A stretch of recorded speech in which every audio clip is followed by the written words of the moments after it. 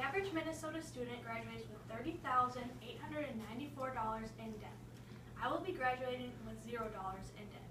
How did I do this? Let's start back at my early years in high school, sitting at my job interview for Menards. The HR manager asked me how long I planned on working there. I figured I'd be there until I went away to school. That was the first thought that popped into my head about going away for college. I just assumed I would stay there until I left. But when it came time to figuring out how much money and loans I would have to pay, I thought, hey, that's a lot of money and work to go away for school somewhere when I could be taking the same general courses at a community college while staying at home. When it came time to apply for colleges, I applied to only one spot, North Hennepin. And that meant I had to stay working at Menards too. I saw posts and pictures of kids that I graduated with who had left for school. It was obvious they were having tons of fun, having the times of their lives, and I was picking cigarette butts off the sidewalk in front of Menards. You could say I wasn't exactly thrilled. I chose to enroll at North Hennepin Community College to get my associate in science paralegal degree. I was already enrolled at NHCC since my senior year in high school when I posted out there. Posting out meant instead of floating through my senior year, which I could have done because I had all of my required courses completed, I went to NHCC to start taking my general courses. I realized the opportunity knocking on my door. I finished most of my generals that year, except for speech class, which I've obviously put off until my final semester.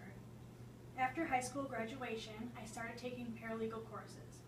Because of the generals I had finished, I was able to take less classes per semester than a usual two-year student starting from scratch. This gave me more time to do homework and work at Menards.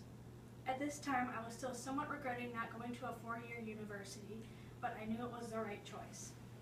Going away to school would have given me more freedom, but if I felt I was giving up responsibility if I would have left. Going away meant quitting your high school job, driving far off, and focusing more on gaining friends and having fun. Community college provides the same education for half the price. My friends who left have told me the only reason they left was to get away from their parents and experience life. They believe the best years of their life will be at college, and for their sake, I hope that's not true. Like I said earlier, I was jealous of them, but when I figured out how they were actually living, I quit being jealous. Going away did mean freedom, but it also meant being extremely poor. They spent all their money on food, living, and books. They spent what little money they had saved on their first couple of years, leaving the rest to be taken out in loans to be paid off after graduation. Oh well, I got to stay home in my own room in my own bathroom, while they had to share with messy roommates and public bathrooms. I don't think I would have been able to handle any of that. Another perk was all the money I saved. With financial aid I got and paying out of pocket, I never had to take out any loans. I did have to shell out thousands of my own dollars, but I still have a lot more in the bank than any of the kids that chose to leave. They left for the college experience, which according to their Facebook is taking 1 billion classes per semester, having no money, and spending all your weekends drunk. They're as poor as a starving artist. Best of all, I got a new job at my school as a work study in the disability office.